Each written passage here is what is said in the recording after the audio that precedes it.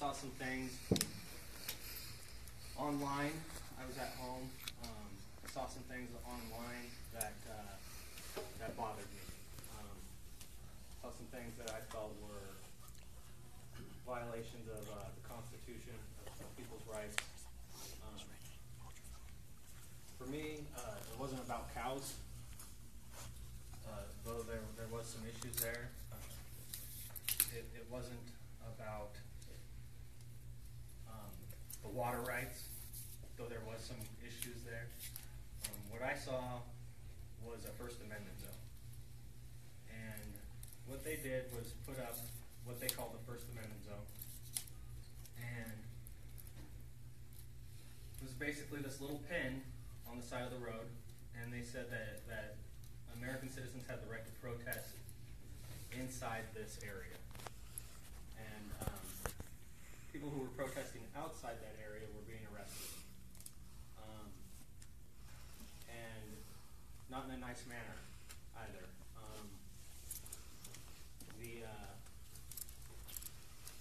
The arrest of Dave Bundy, one of Cliven's sons, for filming on the side of the road.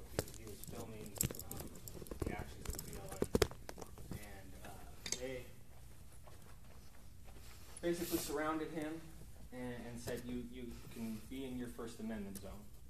And you can't be here on the side of the road filming. He told them that he has the right to be in this access way, the roadway, and film. They then proceeded to take his iPad away and tackle him down to the ground and rub his face in the gravel and put dogs on him. They arrested him, took him into custody, and took him to the compound that they had formed over there, the BLM, like he was a deer that they got.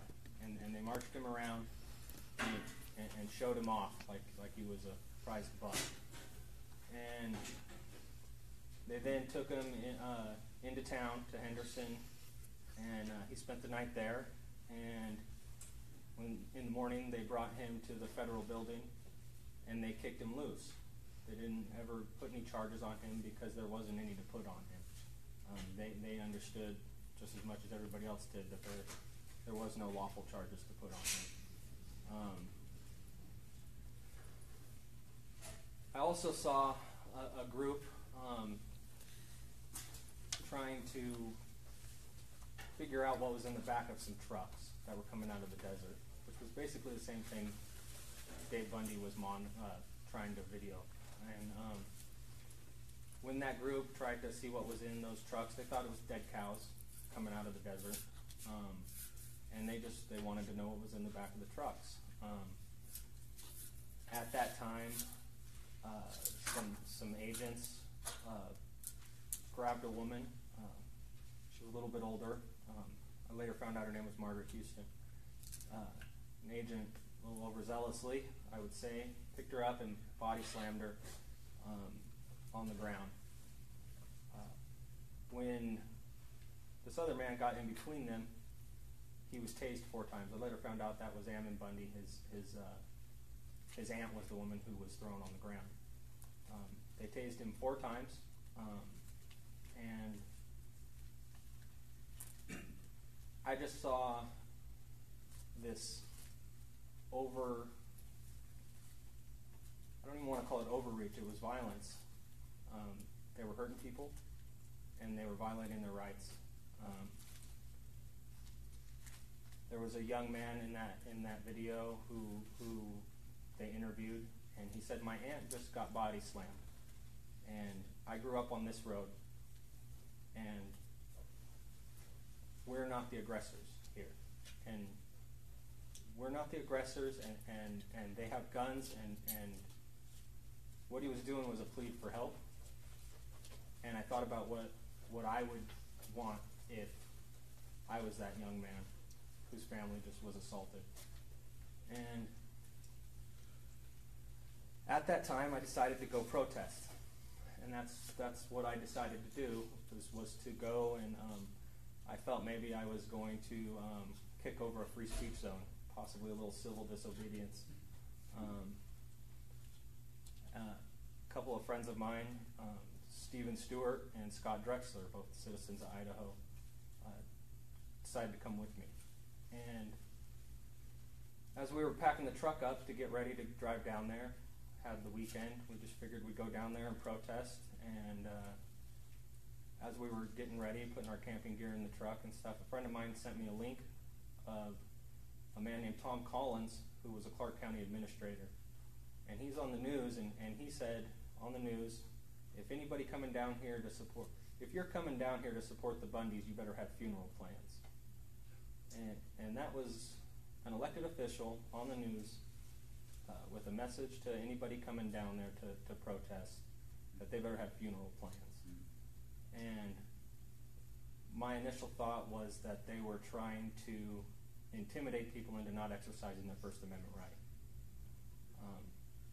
And that didn't set well with me. I'm not going to be intimidated. At that time, I put my body armor and my rifle in my truck. I'm strictly offensive. I believe in the non-aggression theory. I'm not looking for a fight, but I'm not going to be intimidated either. So we drove down there. We got there, and we got there late Friday night, and it was too late to really talk to anybody. It was about 1 in the morning, and we set up our tent and got up the next morning.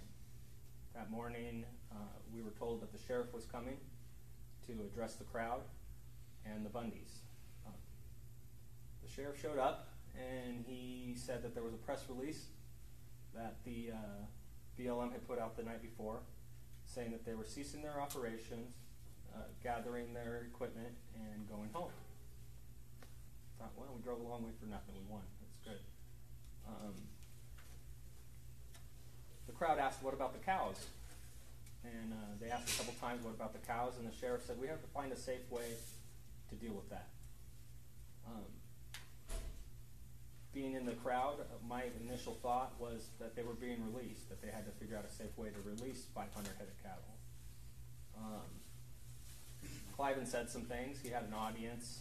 He said some things up there on the stage. He demanded that the sheriff disarm the BLM and the Park Service, and he said a lot of stuff about we the people. And I later found out he said that, why he said that. In the crowd, I was talking to people, and the Park Service had shot a man in Red Rocks 2 weeks prior, an unarmed man, who was hitchhiking through Red Rocks without a permit. He was, some say he was mentally ill, the video's online. They shot him and he died. And that's why Cliven said, listen, these people, these bureaucracies need to be disarmed. Anyways, the sheriff left and never came back. About an hour later, Cliven told the cowboys, well, if the cows are still there, go ahead and go get them. Cowboys all rode off into the desert, and all these protesters, about 300 protesters, went to go watch the cows be released.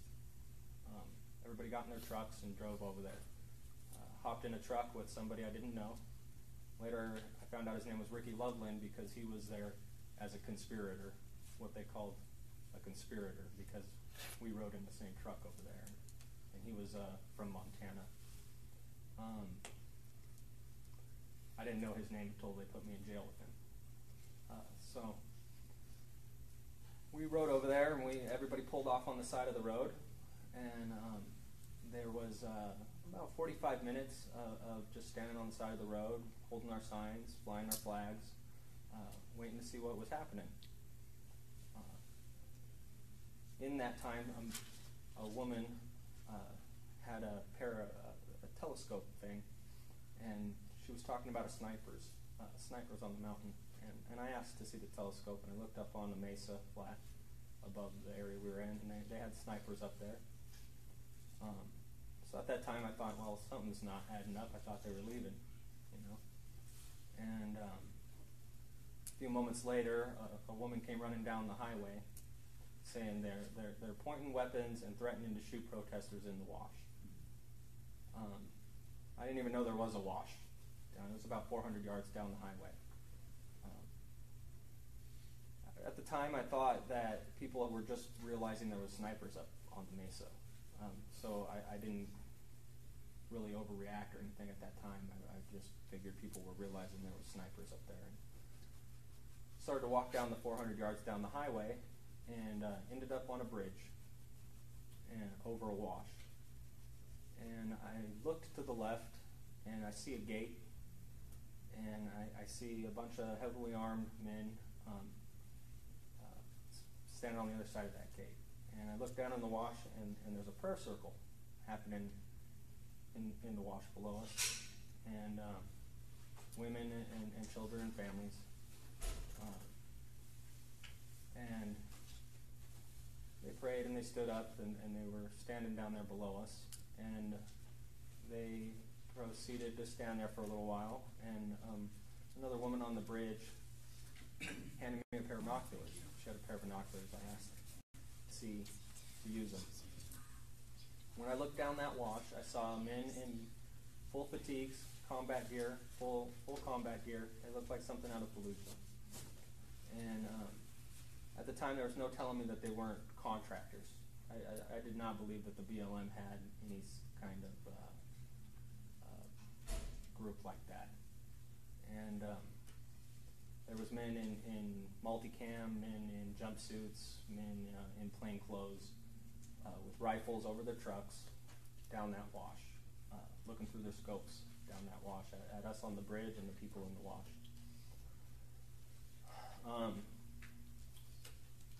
At that time, Scott and I kind of looked at each other, and I told him what I saw, and we just stood on the bridge for a minute.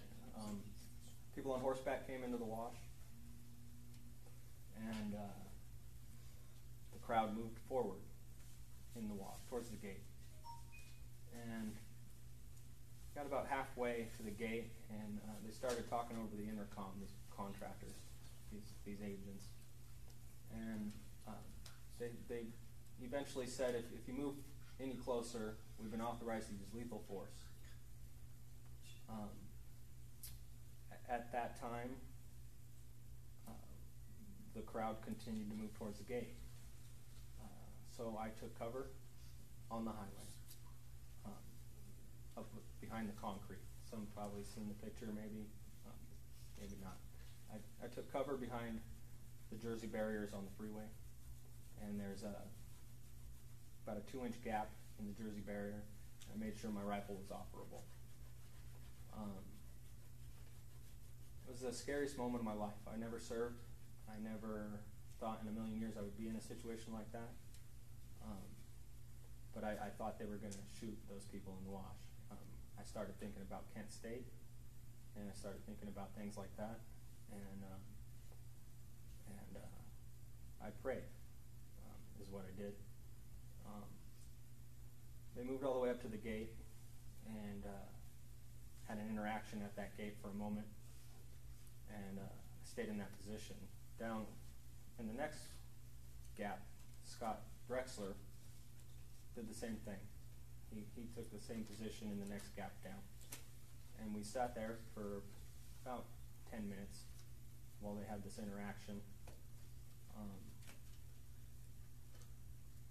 Eventually the sheriff's department came down into the wash and got involved in the middle of this and had the men with the guns move out.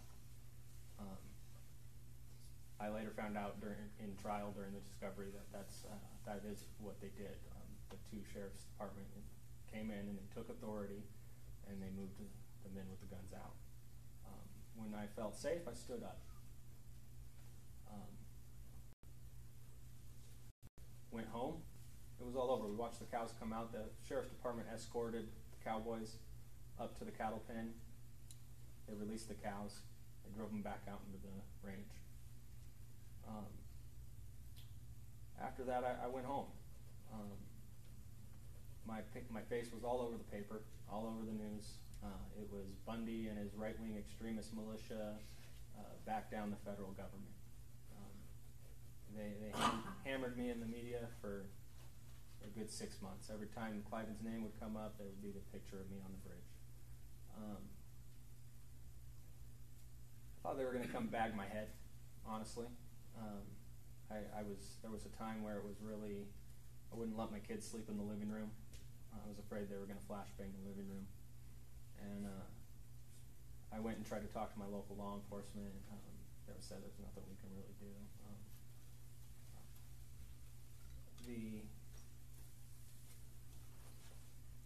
About 2 years later, I see that they arrested Cliven at the airport. I read the indictment, and I knew what was coming.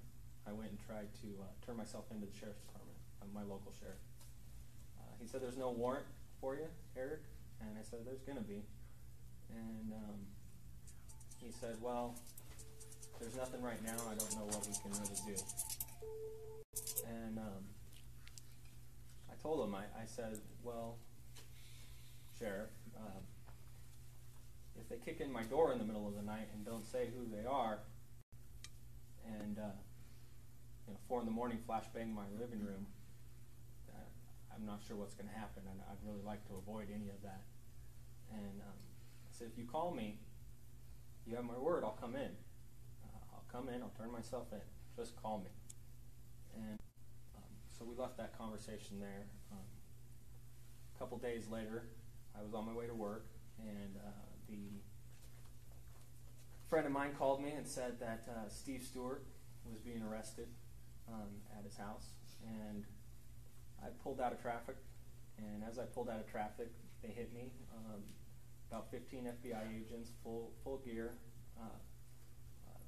were right in my window. There were 45 at my face, and he said, "Move and I'll shoot you, move and I'll blow your brains out." And I told him I'm complying. I put my hands up. I said, "I'm complying, I'm complying." And he asked me if I was armed. I said, "Yes, sir, I'm armed." And he said, "Where is it?" I said, "It's in my waistband." And he said, "Put your truck in park." And I said, "Sir, you just told me if I move, you were going to shoot me." And he said, "Put it in park." I told you to put it in park. And I said, "No, sir." And I said, "Please pull me out of the truck." They had just shot LaVoy. I don't know if you know LaVoy. They had just killed LaVoy on the highway a few weeks prior. And I saw it in his eyes. He was asking me to move after he told me not to. He was asking me to move after he told me not to. And so eventually he pulled me out of the truck and frisked me down and took my pistol out of my waistband. And they arrested me right there, charged me with 11 count federal indictment. Those counts were 2 counts of conspiracy, obstruction, assault, threatening, interstate travel in the aid of extortion, and then the 924C enhancements on 4 of those charges. A 924C enhancement is a weapons charge that they attach to a charge. They come with a mandatory minimum. It's use or carry of a firearm in a crime of violence. They come with a 7-year mandatory minimum for the first one, and then 25 to life after that. We had 4 of them. So we were facing about roughly 150 years in jail, mandatory minimum. And they ended up dropping one of them on the conspiracy charge because it's a use or carry of a firearm in a crime of violence, and conspiracy's talking. So they couldn't make that one stick because we were just talking. That one they knew and they dropped it. But we still had 3 going into trial, and plenty of time to die in prison. And so we went to our first arraignment hearing, they deemed the case complex. The first time I talked to my wife, I told her, it was going to be okay. I had my Sixth Amendment, right? I got my right to a speedy trial. We're going to get this figured out. I'm going to get in front of a jury. I'm going to tell my story, and we're going to get this figured out. What happened was they found a way around that. They found a way around a lot of things. Their way around that was deeming it a complex case, which meant that they can take as long as they want, basically. They reset the date of the trial for a year out. We sat in detention center, Federal Detention Center in Nevada for a year, waiting for the trial. Now they did this because they said that they had to try us all together, and there was 18 of us. So this was a complex case.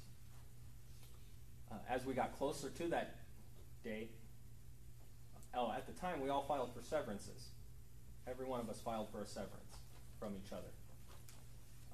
They said absolutely not. You committed the crime together, you're all going to trial together. And as we got closer to the trial date, the government broke us into 3 tiers. What they called leadership, mid-level leadership, and the gunman. And this indictment was an exercise in creative writing. It was, they did this thing to make it sound like we were insurrectionists and looking for a fight, and it was horrible. I read it and it made my stomach turn. But they did say in that indictment that we were all together, and then now they realize they can't try 18 people together, they break it apart. We thought we were going to go last, being the gunman. That's how it initially started. In one of the hearings, the prosecution said we were the least culpable. So one of the judges, the magistrate judge, said, well, if they're the least culpable, they should go first. So we lucked out and ended up going first. And that first trial, we sat in there and we were able to talk about most everything that happened. 2 men were convicted. One, Gregory Burleson, he was convicted, not so much for his actions. There was never any proof that he did anything. It was for what he said afterwards. He ran at the mouth a little bit on Facebook and in some interviews, and said some things that I never saw any proof of. And there was video footage of everything. I never saw him point a gun at anybody. I never saw him, but he said he did. And that was enough. The jury convicted him. He is now facing 68 years. And he won't live that long at all. I don't agree with the man. I didn't know him, but he doesn't deserve to be there for 68 years for things he said. The other person that got convicted was Todd Engel. Now, Todd Engel is a citizen of Idaho. He's from northern Idaho. He came down, I would say, basically for the same reasons I did. He was just a little more boisterous online. He said some things that the jury took to his intent. And they ended up charging him with obstruction and interstate travel in the aid of extortion. So he didn't get hit on any 924Cs, but he still got hit. And I didn't see him do anything wrong either. And as a matter of fact, the only footage they have of Todd Engel is he's working with the highway patrol, telling the highway patrol that there's a group of people pointing guns in our direction, so you be careful. And that officer actually got on the stand and said Todd Engel was helpful. And at this point, he's facing probably 15 years in prison, federal prison.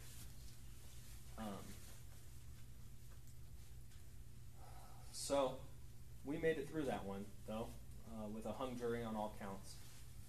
Scott, me, and Steve, and Ricky Loveland. they decided to retry us. She decided it was a mistrial and decided to retry us. We went through that second trial. It was a much different trial. They wouldn't let any evidence come in. There was no video. Any video that came in, they wouldn't let the audio come in, so you couldn't hear what the agents were saying. They did what was called a motion of limine that stopped us from talking about any misconduct of the alleged misconduct of the BLM, and basically took our defense away. Said that the BLM was not on trial, that we were, and that we can't talk about any of the reasons we came, which really didn't make sense because interstate travel in the aid of extortion, one of those elements of that crime is that I left my home in Idaho and went to Nevada to extort cattle. So I can't defend that if I can't talk about why I left my home, which were these things I saw. My lawyer tried to explain that numerous times to the judge, and she just wasn't hearing that. We went through that trial with our hands tied. We got through their part of the case, and it was handed over to us. The case was handed over to us, and it was time for the defense. When we went to submit our witness list, they said, well, listen, all these people are coming in to talk about self-defense or defense of others, and you don't have that defense because these are federal agents. They said that that's not a defense you guys have. And so if any of these witnesses are trying to witness towards that defense, then they're irrelevant. They made us put all of our witnesses through Skype in the courtroom without the jury there. And then she decided, nope, they're all irrelevant. We weren't allowed to have any witnesses. My lawyer said, it's all right, Eric, you're going to get up there and you're going to tell them the story again. That's what happened last time. And I said, all right. And day comes where I go up on the stand. I have to follow these rules that she's implied and made, this motion of limine. I can't talk about anything that happened prior. I can't talk about why I went. I can't talk about, but she does continuously say I can talk about what I saw. I just can't talk about how it made me feel. So I proceeded to try to stay inside those guidelines. I wanted to stay on the stand as long as I could.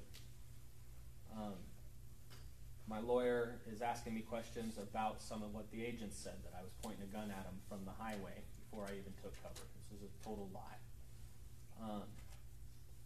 And the fact of the matter was there was a hill in between us where I couldn't see. And so my lawyer was trying to get that out. And he said, now, where was that agent? And I drew it on the screen. I said, over here. And he said, well, where were you looking? And I said, I was much more concerned about right here. And I circled where they were pointing guns at me and the others. And I was more concerned about right here. And I circled where they were pointing guns at us. And I said, and up and to the right. They objected.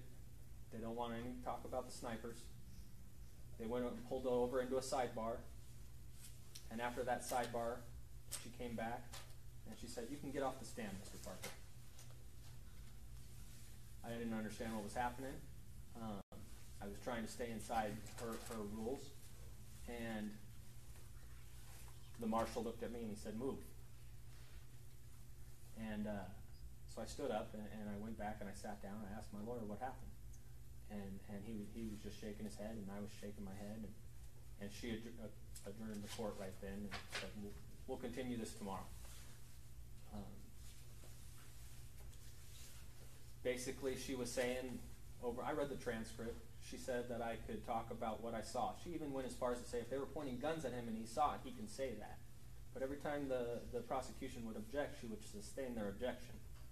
And we had this kind of moving target going on. And at that point, the next day, Scott Drexler took the stand. He was able to testify very limitedly. He was trying to stay, again, inside the realm of her court order. It was very watered down. Not sure how to talk about it when you can't talk about it. Basically, they took away everything from us in that courtroom that time. except God.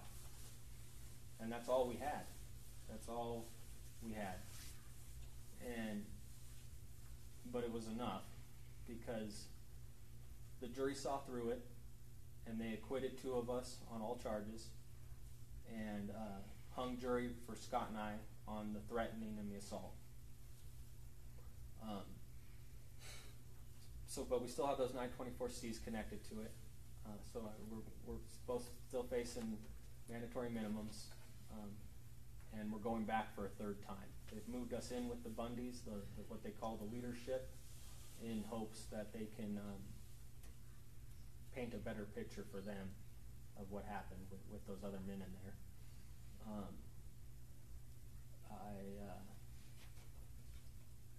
That's about where we are right now. Go back to court October 10th for a 3rd time. The Constitution, we had our 6th Amendment violated. They violated our 1st and 2nd Amendment there. Cruel and unusual punishment. What's that, 8?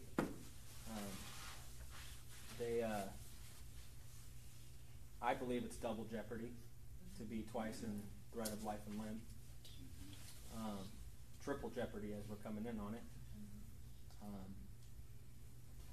So that's where we are.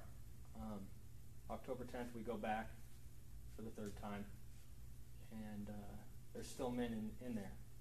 She did release Scott and I on pretrial release. She said that it was reasonable to say they didn't have enough evidence to hold us in anymore. When I heard that, I thought to myself, well, it should be reasonable that they don't have enough evidence to continue this nonsense. But that's up to the prosecution. And there is another group still sitting there in detention. They all have families, and they've all been in there for about 19 months now. I got to know every one of them. This big conspiracy, this big alleged conspiracy, I didn't meet most of them until they put me in jail with them. Never spoke to Ryan, to Cliven. Met Ammon once, later, a year and a half later. But they're all in there, and their families and kids are at home without them.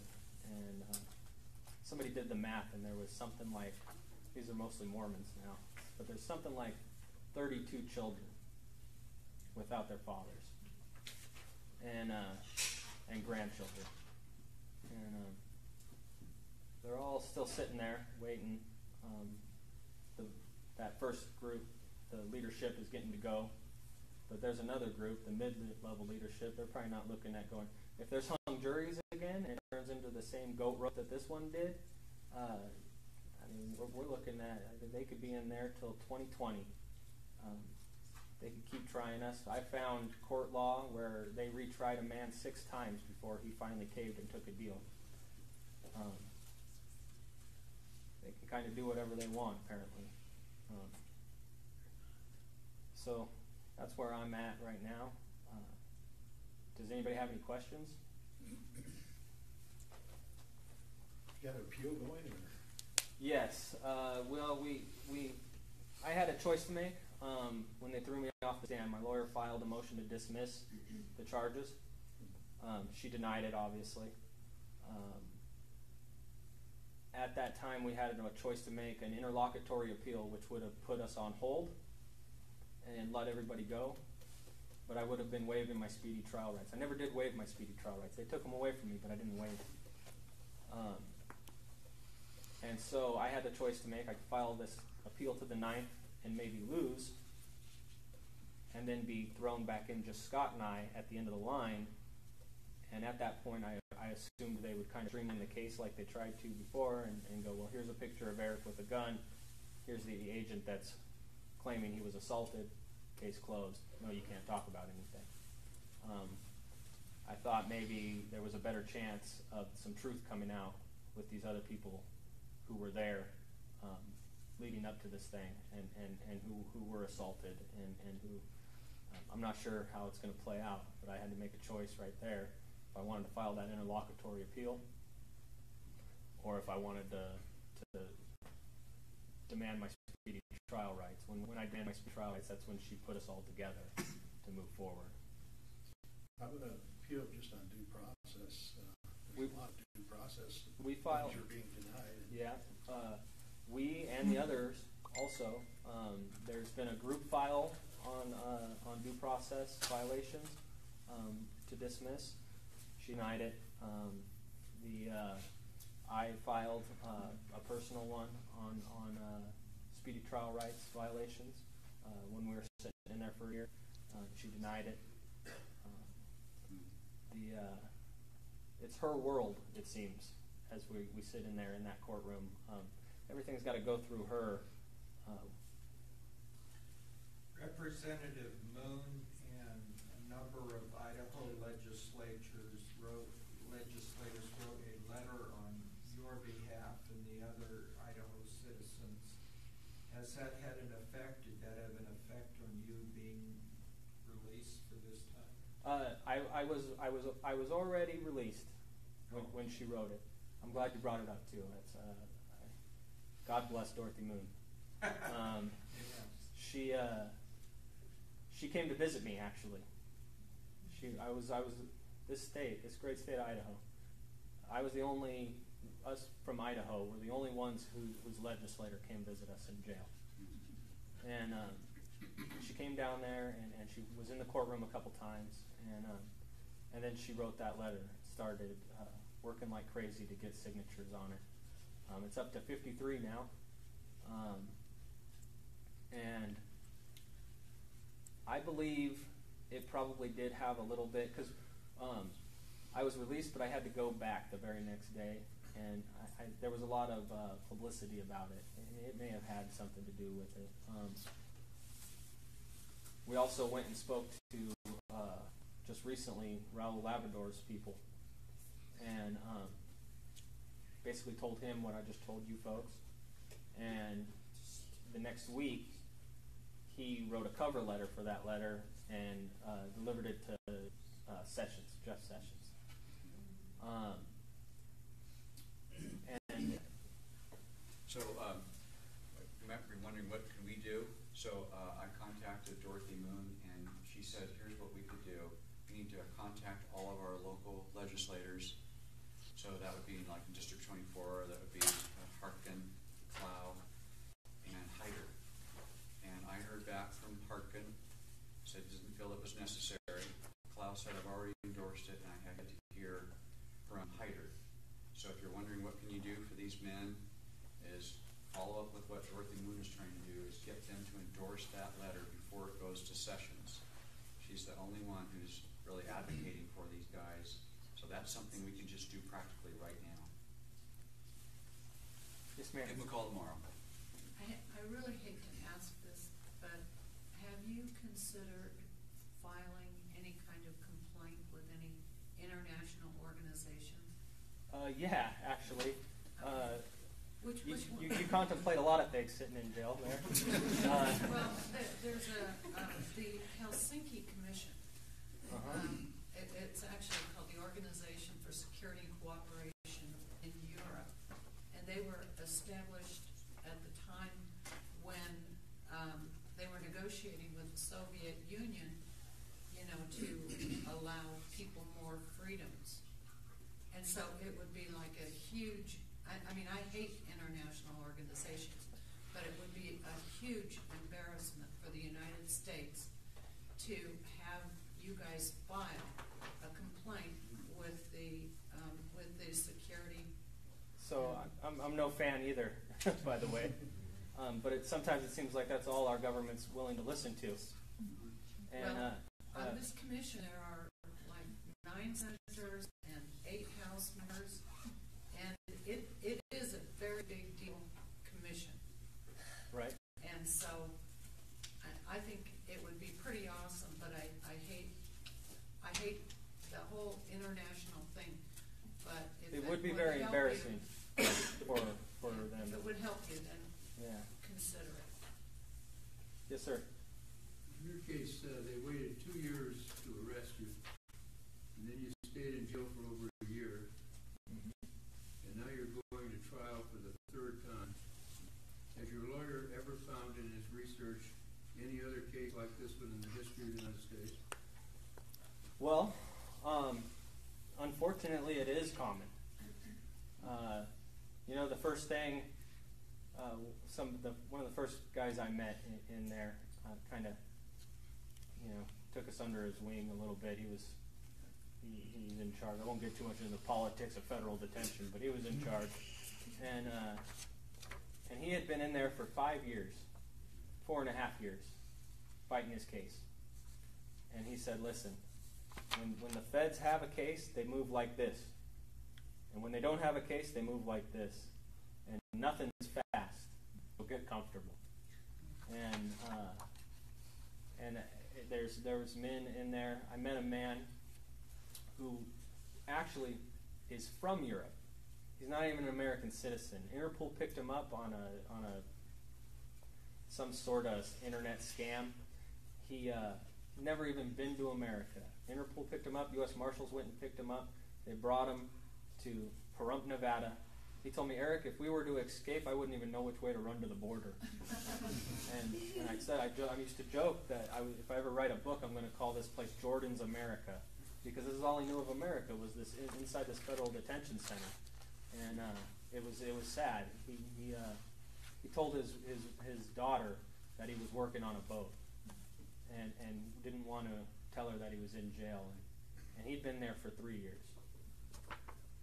But the combination of the 3, in 55 years, I've never seen any evidence of any case like it. Yeah, and I mean, I'll tell you, my lawyer, I don't want to disparage my lawyer. He's a decent trial lawyer, and I haven't gone to jail for 100 years yet. But the other side of that coin is they're agents of the court, and when you hear things like working relationships, and you hear things like if we're going to pick apart their case, we need to do it in front of a jury.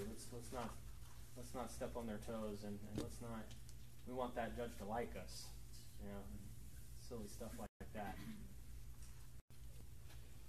When you have something this big and this long, what kind of money is involved? I mean, it just seems like a tremendous amount of cost to the taxpayer. Is there other money coming in to fuel this? I'm not sure if there's other money coming in to fuel this. I know that the Las Vegas Review-Journal wrote an article where and the headline of that article was Bundy case, 1 in a million, literally.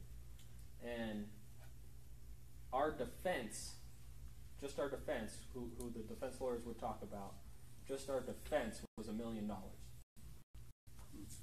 Paid for by the government, our tax money. At the end of that article, now that's not housing, that's not keeping us in there, that's none of that other stuff, just our defense lawyers. At the end of that article, it said we reached out to the prosecution to find out how much it's cost to prosecute them, and they wouldn't answer. So, 800 times less. yeah, That's freedom of information material. yeah, yeah, somebody should file it.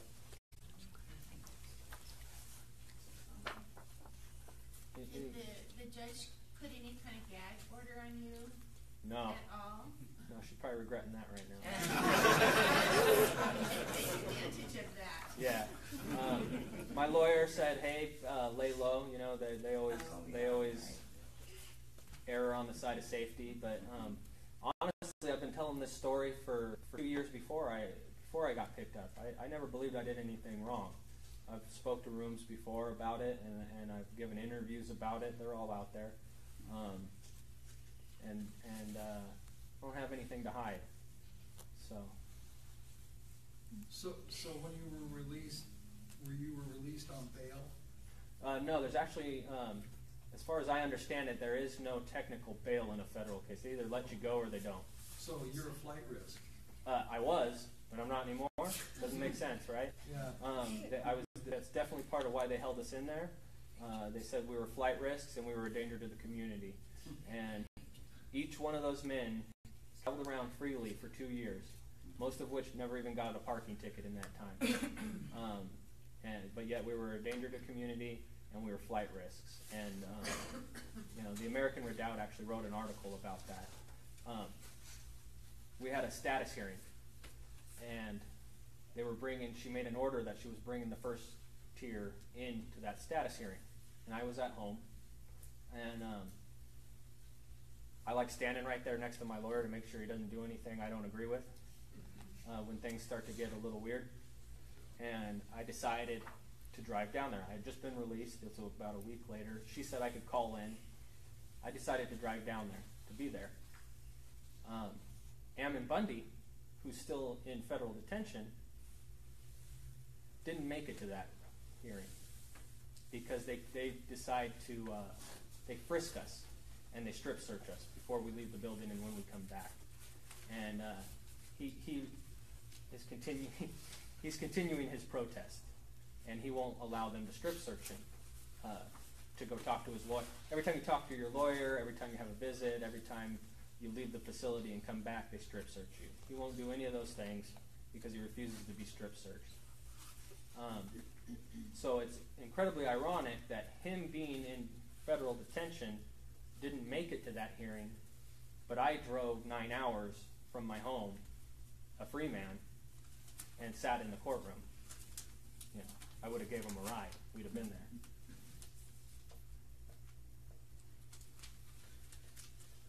So Eric and Josh, together, what is it that we, the people of Magic Valley, can do to support not just you, but also families, and what do you need from us, and how can we support you in practical ways? Well, I'll tell you, the Idaho Political Prisoners Foundation, they came together to help us when we were really in need. We had another organization that was helping us financially, taking donations and stuff, and frankly, that money started going places it shouldn't have, and it was bad.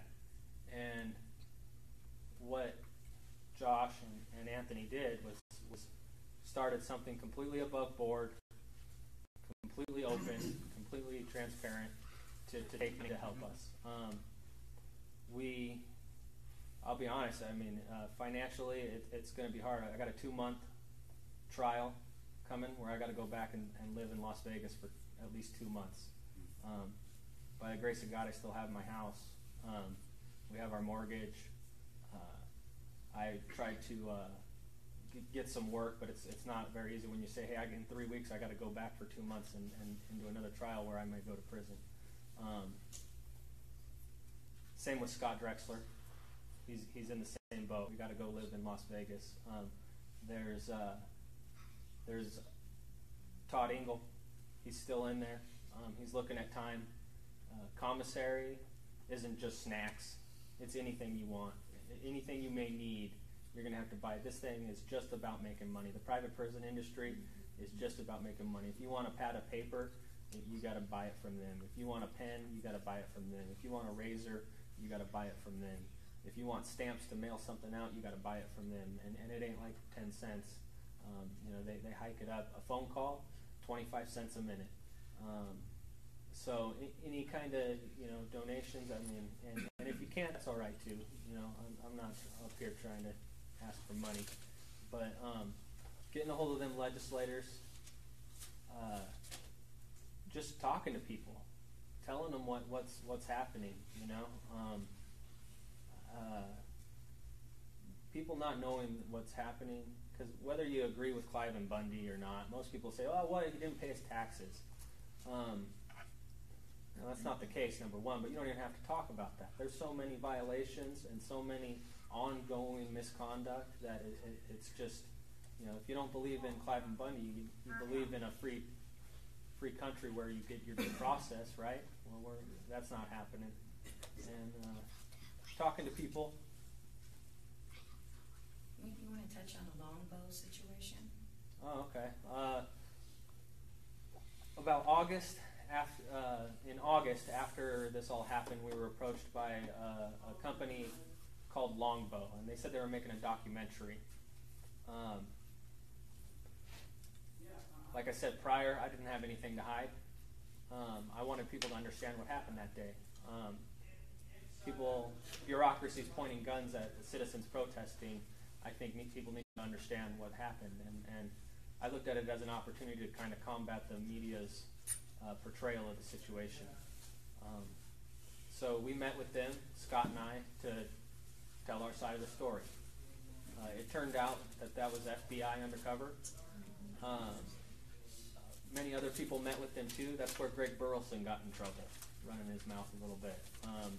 They offered him alcohol, and I don't drink, but Greg does. And Greg drank a little bit and ran off at the mouth a little bit. And, but oddly enough, they played that the first time. They played my interview the first time. They didn't play it the second time. They didn't want that me talking about what happened in there in any way, form, or manner. But they did. It was an expensive thing. They made a front. I mean, we checked it out. They had a website. They had a company. They had camera equipment. They drove all over the country in this van that they rented. It was very nice. And I can't imagine when you bring up tax money. That's All to entrap you. all to entrap us. They looked into this thing for 2 years, and they still needed to get us to try to talk about it. It's just like this whole thing is to make an example of you. Oh, absolutely. And to frighten people away from any kind of protesting in any form. It does. I mean, it's like the sacrifice that you have made for principles of freedom is astounding. It really is, and I thank you. And I'm so sorry that you've had to suffer so much, and all these wonderful men. It just says how far we have fallen as a country from our founding foundation. You know, a point that you bring up is that I'd like to make is they don't mind protesting as long as we're protesting each other. You know, as long as we're out there in the street yelling at each other, right and left, or a Democrat, or they'll let the Antifa kids smash each other in the face and throw Molotov cocktails and stuff, and just stand by and watch. Now, if we go protest them, now you done crossed the line, so I think that's the example they're trying to make is that you don't question us, you don't stand up to us, and I appreciate your words. We talked in there a lot, the guys and us, and if hopefully we make it out of this alive, but it's worth it to see. I mean, I was going to trial, and I got a little box under my bunk, and there were some days I didn't want to go back in there because we were just getting our butts handed to us every day, and it seemed like every day it was some new atrocity that we had to deal with. But I flipped through the letters I got, and I looked at just the addresses, and all over this country, people were writing us from all over this country, West Coast to East Coast, Florida to Maine, and everywhere in between. And it really puts it in perspective that the world's watching, the country's watching. I got a letter from New Zealand, and it's bigger than us. So. Is Gualtieri still in jail? Yes, ma'am. He's going in the next round. He's going with. He's in the next group going with us. Is Ryan still in jail? Bundy? Yeah. Yes, sir. I have a letter here I could share. He wrote for us here. That might be appropriate for tonight. Yeah, absolutely. Okay. Ryan's still in there. Pete was media. Self-proclaimed, but media. All he had in his hand was a phone, an iPad, filming what was happening in Burns. He got arrested for the occupation, as they call it, in Burns. He never even went into that facility. He just live streamed for 30 days straight. And then he's in there. They dropped the charges on him there because he didn't go into the facility. He didn't have anything to do with the planning. He didn't have anything to do with nothing. But then they brought him right over here, and he's been sitting in jail waiting to go to trial. Anybody else have any questions for Eric before we move on? Go ahead. Yeah, you hear anything about a pardon? I heard Roger Stone is kind of picking up the. They've been asking for a pardon. The thing about a pardon is you got to be convicted for a pardon. I heard you didn't have to be convicted. As far as I understand it, you got to be convicted for a pardon. We hear that you have to actually go through to sentencing. Now, having said that, he can have Sessions drop the charges. He can call off the dogs at the DOJ. He can. There's other things he could do right now for sure. Roger Stone is involved. Some other people are involved too. How about pulling that judge out of there? So I brought that up with Labrador's people. It says it in the Constitution. A judge can be removed for bad conduct, bad behavior, which means not following the Constitution. That's what they meant. I think that we're there for sure.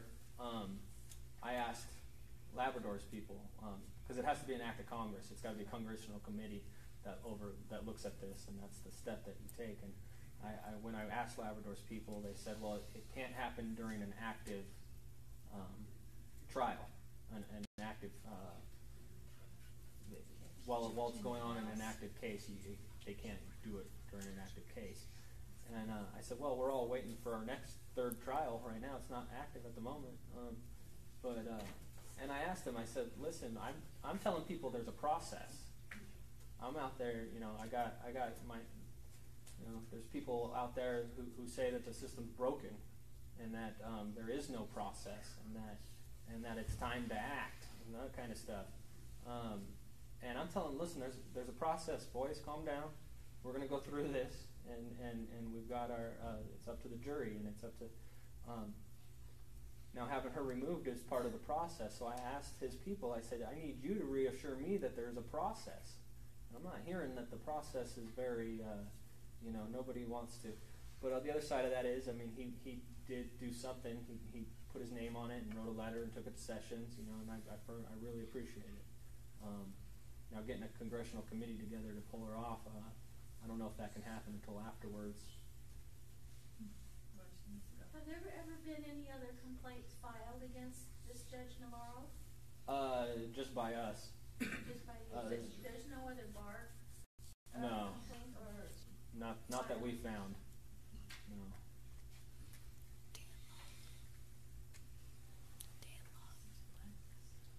Dan Love was fired. That's a positive. Yeah, just very recently, last week, the BLM fired Dan Love. He was the man in charge. It was his plan that was executed there. We couldn't call him to the stand. They wouldn't let him get anywhere near the courtroom. The man who, his name and words are all over our grand jury. He testified to the grand jury to get this whole indictment put in place, and then we can't call him to the stand, and they won't call him to the stand. Can you file a civil suit against him? Against him specifically, personally? Absolutely. Yeah, I'm hoping so. I think it needs to be done. A lot of these kind of things we have to wait until, after.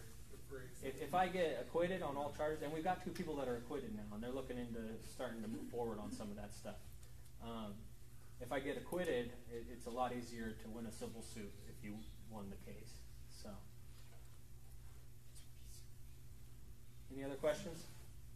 Anybody say anything about Title 42 civil rights violations? Yeah, that was mentioned in the motion that was written for the group, as far as the speedy trial violation and whatnot. Again, she just denies it. How can she deny that? She denies everything. She'll deny the sky's blue. Yeah. Yeah, she won't let you say Constitution in the court. I couldn't say First Amendment. I couldn't say Second Amendment. I couldn't say open carry state. I couldn't say. I read that you couldn't even wear the Constitution in your pocket. No, they tried to take my Bible away, ma'am. The prosecution told the judge to take my Bible away because I was biasing the jury reading the Bible instead of listening to their nonsense. Does anybody know how close Las Vegas, or, oh no, never mind. Well, how close is the court to the Mexican border? Seriously. Oh, I know you are. It's not within that 100 miles. It's not. It's not within in that. That Constitution-free zone. Constitution-free zone, right? Okay. What about want to talk on the Brady violations with Longbow and with Dan Love? So they have what is called Brady material, and they're supposed to disclose any information to us that may help us win our case legally. And we found out about Dan Love's investigation. The investigation into Dan Love for his behavior at Burning Man and these other things, destruction of evidence and all these other things. We found out online in the middle of trial. We also, the man who was undercover for the FBI, he was arrested in Colorado for impersonating an investigator. That's illegal in that state. So the local authorities arrested him and the FBI came and bailed him out. Can you say his name? They didn't even tell us his real name. Charles Johnson. Charles Johnson, and we went through a whole motion about how they weren't going to disclose his real name to us. We're told his name's Charles Johnson, but he was arrested for going door to door as an investigator when that's illegal in Colorado. So that would have helped us. All the names that were in the investigation into Dan Love, all the agents that were with him in Burning Man and destroying evidence accusations and stuff were the same agents that were on the stand. If we would have known that, we could have asked them things about that. They didn't give us any of that information. So there's these violations too, Brady violations that we've looked at, that we filed against and got denied. Any other questions? Yeah. Can I get an interview from you later on? Yeah. Is that okay? Absolutely. Yeah. Okay, thank you. Thank you.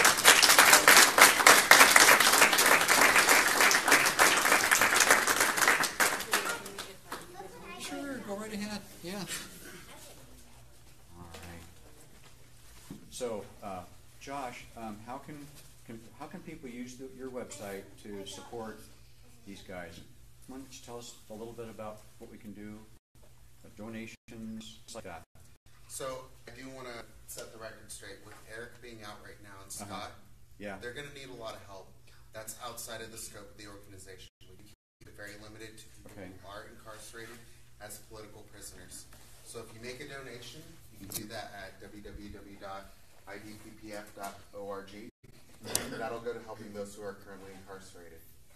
If you want to help out Eric and Scott with their expenses, I would highly advise reaching out to them specifically, and they can point you in the correct direction. There's also another organization I would like to throw a shout out to because they are amazing, and that's Americans Standing for Liberty. That organization does step outside of the scope that we do not do. So that's another great organization that does help these people a lot. So Great. Okay. Good. So we all kind of know how we can just help these guys out and where to kind of go from here. Terrific. Okay. Before I get started, my name is Hilbert Nelson, and I'm kind of the administrator-in-chief of We the People Magic Valley and organize some of these meetings. And so I see a lot of new faces here tonight, which is terrific. So if you are a newcomer and you haven't been to one of our meetings before and you would like to know about upcoming meetings, would you put your name and print it nice and clear and phone number if you prefer, or email address, and do that. So send that on down and get that going. I'll read a couple of highlights from Ryan Bundy's letter to We the People Magic Valley. We wrote him way back, I think in October, months and months ago, and I finally got a letter, and I thought I'd save it tonight. I'm not going to read all this, don't worry. But I want to read some of the things. He said, we asked him, what is it and how we can help? He said, first of all, let's all pray for guidance. We all need guidance, both his family and both him and the other men that are still there. He asked us to pray for them to have guidance. Realize that the battle for freedom is not easy, as we were just seeing tonight.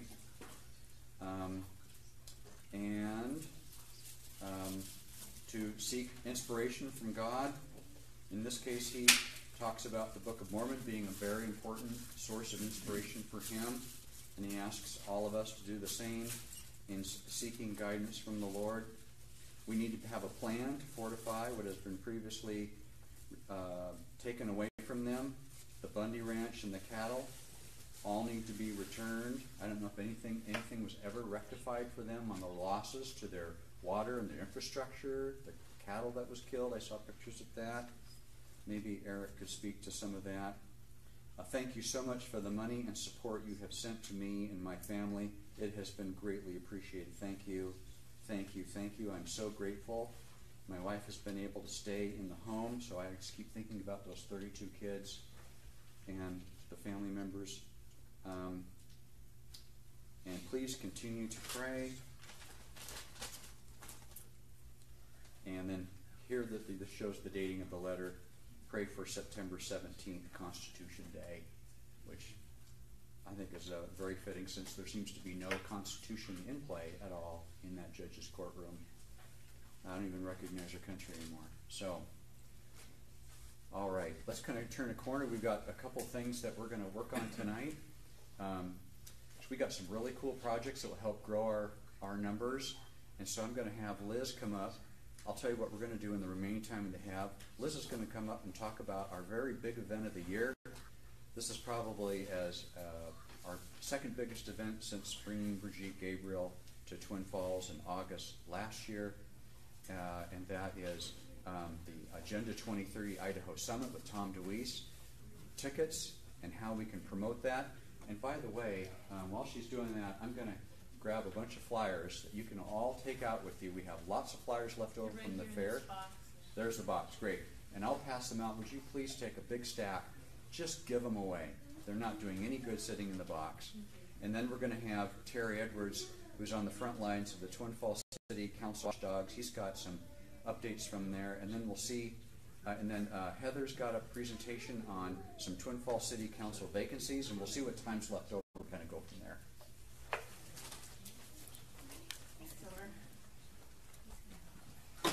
I'm Liz Nickham, and I'm the organizer for a special event we're having basically a month from now. It's October the 17th. It's Mr. Tom DeWeese, and he's coming to the CSI Herod Center, and his expertise is in...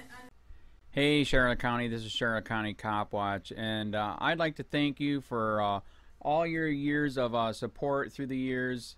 As a result, this channel has grown and allowed me an equity partnership in carmarshal.com. Please take the time to check them out. They help you buy and sell your next car, even have a negotiating tool to save you from the hassle of haggling with multiple dealers. The link is in the description below. Please click and help support and give if you can too through PayPal or Patreon. Thanks again. Hey Charlotte County, this is Charlotte County COPWATCH, and I found that I had to make a change this ending on my videos, letting you know about the channel and fair use laws, you know, how we can report on other people's reporting and how it's good, how it's bad, etc. But you guys can look it up yourself. It is legal. It's in there. But like I've told you before, that I've been cut off from making money on YouTube for 4 years. It's really weird, bizarre, but they cut the money off, but they said you can keep the channel, and now YouTube makes all the money. And if you get bored, plug it into Social Blade website, and you'll see that they are making a huge amount off the site. Right now it's at 63 million views, 53,000 subscribers, almost 3 million views a month.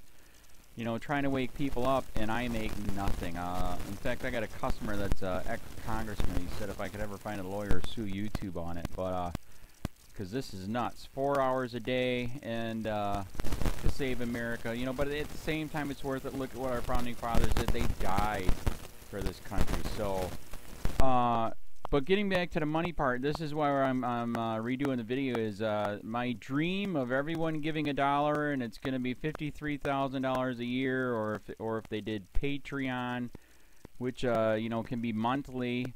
That is not working. That'd be great if it did. Nothing is perfect.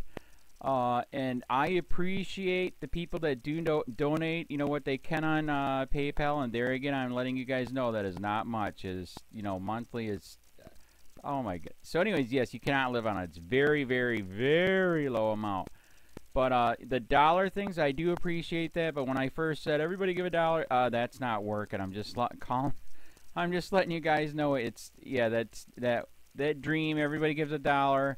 53,000 subscribers, it's not working. So, yes, if you can give more than that, you know, I appreciate it. Like I said, you know, I'm in a unique situation where, you know, we're already debt free, and I'm not rich, but with the little business that we have, I am able to do what I am able to do 45 hours a day, you know, letting you guys know what's going on. In 4 years, I've did the whole thing myself, 12,000 videos on there. I literally get emails where people are like, holy crap, I never knew it was this bad. And it is this bad, and it's getting worse every day because we have the internet, we have cell phones, we have cameras everywhere now, and it's just disgusting what's going on. And then, as you guys know too, we got Trump, we got Jeff Sessions doing a war on drugs, and now he wants to go after the forfeiture laws again. It's just unfreaking real. So if you can give more than that dream of everybody giving $1, yeah, that old video, that's not working. They're not. They're just not. So anyways, if you can give more than that dream is not working. Hardly anybody is giving. There you go. So that's why I'm remaking the video. If you can give more than that, that would be great. And there again, like I said, the Patreon's there. There is some people on there that are starting to give, but there again, it's very, very low. And like I said, I don't want to get rich off of that. I'm going to keep doing what I'm doing because, you know, it's still so stinking corrupt. It's not even funny. My court case that I'm going to be paying out of my pocket myself with Charlotte County's coming up. They illegally looked me up and then posted all my information on LEOAFFAIRS website. They basically doxed me, however you want to say that. I forget what the word is, and they outed me, man. And that information on that site went out to 500 sheriffs, deputies, people that work at the jail, etc., etc., etc. So, yeah, it is very, very scary, but we're going to do a federal case, 1983 case, violating freedom of speech. We have 17 cameras in the house now. We got 2 cameras in the car. I always carry a camera plus a cell phone. A lot of people are highly recommending I get a vest now. If I could, if the wife would let me, I would run for sheriff. We are trying to push the thing nationwide right now. Where just to mix it up and to get the topics out there is register to run for sheriff, NPA, no party affiliation, as a write-in, and that is completely free, and you can participate in the elections. And there's a lot of stuff. We got a guy, James McLinnis in Pinellas County, Tampa, who almost won. He experienced the corruption himself. The story is unbelievable. Look him up. It's mind-blowing what they did. It pissed him off. He is very, very smart. He has way more money than I did. He ran for sheriff at the last 3 months last year in 2016 and almost won. He got all of the black vote. And the reason why he did that is because he ran in, I will not bust, we're in Florida, I will not bust anybody for weed anymore unless it's an ungodly huge amount, like pounds. And then he also ran in, no more victimless crimes, no more of this freaking road pirate bull crap. And then he was going to cut the budget by 30%. And when you think about that, you can. If you stop the road pirates, you can get rid of a bunch of people. Gone. So, the wife has been saying, yes, I can, yes, I can't. So I don't know. We're trying to find somebody that can do it because I am busy doing this anyways. But, so I'm making a video, like I said, that $1 a month from everybody, you know, for 53,000 subscribers, that is not working. I'm just letting you guys know. Absolutely give way more than $1 a month. If you can, I appreciate anything. By the way, remember too, when you give that, PayPal takes like freaking 15 to 20%, so it's even worse than that. But, and there again, like I'm letting you guys know, it's way, what I get is very, very low. Appreciate it, but it is very, very low. Can't live on it. I'm just, you know, I'm working, and that's what I'm working on. And that court case is going to cost a buttload of money. That's federal court. Just the filing fees and the depositions that we're going to be doing with this corrupt cop. So there's another reason to give. We are going to be doing a deposition with this very corrupt. He was in a drug squad. He is a bad guy. He's on steroids. We heard steroids are rampant here. That's why their attitude is so bad.